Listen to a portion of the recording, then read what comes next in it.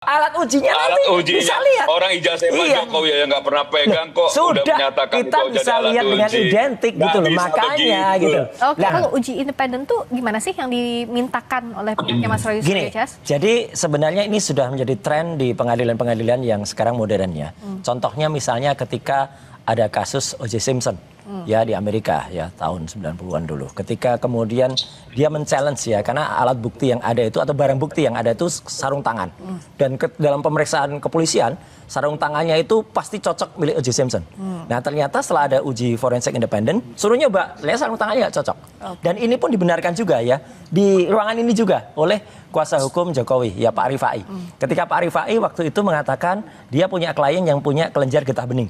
Kemudian di rumah sakit, pengadilan nggak mau, harus ada. Akhirnya Pak Rifai mengajukan uji independen dari rumah sakit yang kemudian netral. Akhirnya dilakukan, akhirnya bisa dibantarkan. Nah ini juga, jadi makanya kami mengajukan BRIN, Badan Riset Inovasi Nasional, kemudian juga UI atau kampus lain ya. Saya dengar kemarin ada orang dari teman-teman dari kampus juga, jangan UI dong, UI kan ya quote and quote nggak terlalu suka sama UGM. Oke lah, mana aja lah, mau UI, mau ITB, mau IPB, pokoknya kampus yang punya itu. Atau misalnya ANRI, Arsip Nasional Republik Indonesia, itu yang punya peralatan CMV yang juga bisa memeriksa dokumen itu asli atau tidak. Nah nanti dokumen yang kemarin diributkan itu ya yang tidak pernah atau tidak boleh kami pegang dan nggak ada seorang pun yang megang ya, kalau ada orang yang berkata pernah megang itu halu ya, itu mengatakan kalau itu nanti diperiksa kertasnya diuji pas fotonya yang terlalu amat sangat kontras itu yang dalam pengalaman saya itu nggak mungkin dari tahun 85 itu kemudian diuji secara independen nanti akan ketahuan itu cetakan tahun berapa. Tapi itu gitu. Dikabulkan atau tidak sih, dibolehkan atau tidak?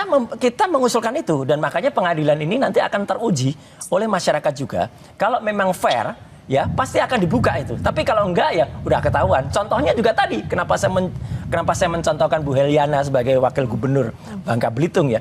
Itu kalau fair ya equality before the law harusnya ada indikasi itu kena pasal 363, 263 atau 264 tuh bisa kena juga gitu loh orang-orang kayak gitu. Nah, misalnya tadi Mas Semar bilang bahwa apapun prosesnya akan jadi pertanyaan oleh Mas Suryo.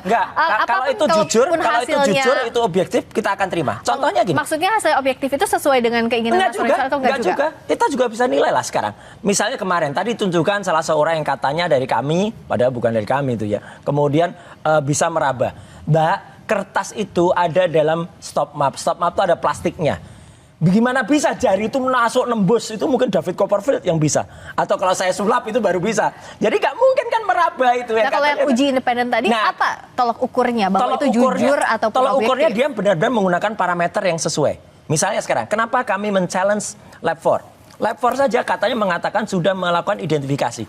Tapi nggak pernah bercerita mana ijazah yang diidentifikasikan, dia diidentikan. Katanya di 13. Nggak pernah satu pun minimal tunjukkan nomornya nomor berapa. Kita kan bisa menguji. Namanya ilmiah, Mbak, itu harus bisa di-challenge, harus bisa diuji. Harus bisa kemudian dikomparasi lagi. Saya sudah menguji ijazah Jokowi itu dengan 1115 Pronojiwo, 1116 Sari Mulyono, 1117 Sri Mulyani. Tidak identik. Jadi kalau itu nanti misalnya ada ujinya identik misalnya. Oke, kita adu bukti.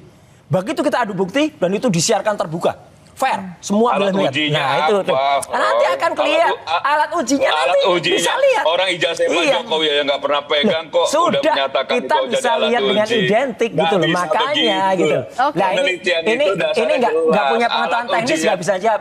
Susah berdebat dengan orang yang nggak ngerti teknis itu susah Mbak Friska. Pemirsa Kompas TV.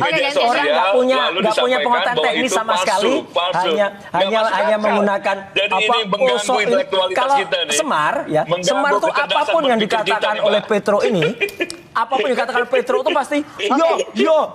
Download Tribun X sekarang, menghadirkan lokal menjadi Indonesia.